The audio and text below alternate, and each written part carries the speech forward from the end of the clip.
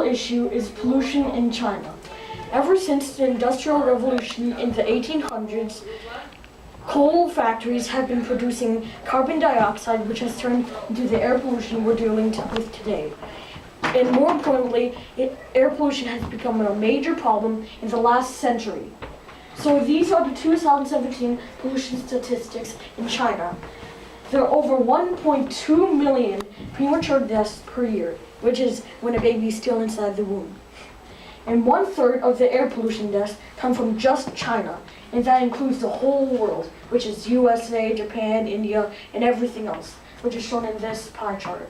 And air pollution deaths are predicted to go from 1 million deaths per year to 1.5 million deaths per year in the next couple decades. Some short-term effects on health from air pollution is eye, nose, and throat irritation. When the carbon dioxide and all the air pollution goes into your nose or mouth, it affects your body and makes everything really irritated. There's also an increased use of asthma treatment if you have asthma, which means that it'll trigger the asthma and give you asthma attacks. So you'll need more usage of asthma inhalers and whatever medication you have. Other effects is bronchitis and pneumonia, which are both two very deadly diseases, and allergic reactions, which can also be very deadly if you have strong allergic reactions that can be triggered by dust or anything that the air pollution can cause.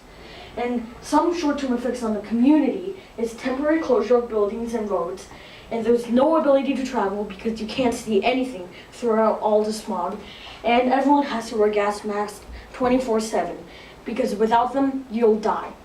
And here's the Beijing airpocalypse arrival.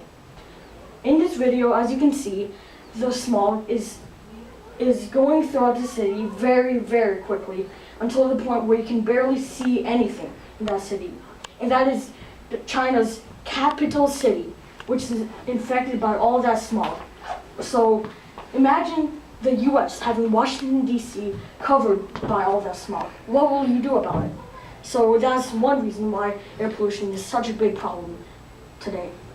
Some long-term effects on health is lung disease, cardiovascular disease, cancer, and birth defects. These illnesses can affect you throughout your lifetime, throughout your children's lifetime, throughout anyone in your family. And irritation every day can be really painful and annoying, and it happens every day because pollution is always around you, and you can't get out of it unless you go somewhere else. Another long-term effect is death and depression.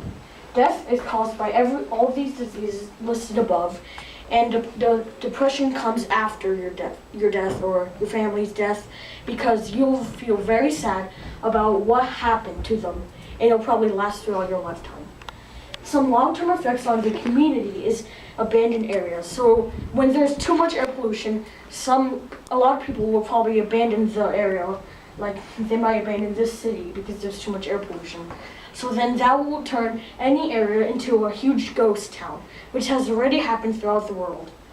Another long-term effect is long-term pollution, because pollution is very hard to reverse if it has already reached stages like this in the picture. And there's no visibility, and you can't see anything, no matter what. Everything visible in here is only visible sometimes, and on very bad days you can't even see anything, so you can't go outside at all. And buildings can close permanently.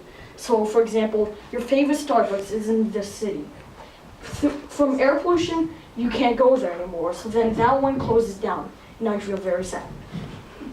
And my action plan, and the world's action plan too, is to build 4 cities. China already has been developing this plan in this image.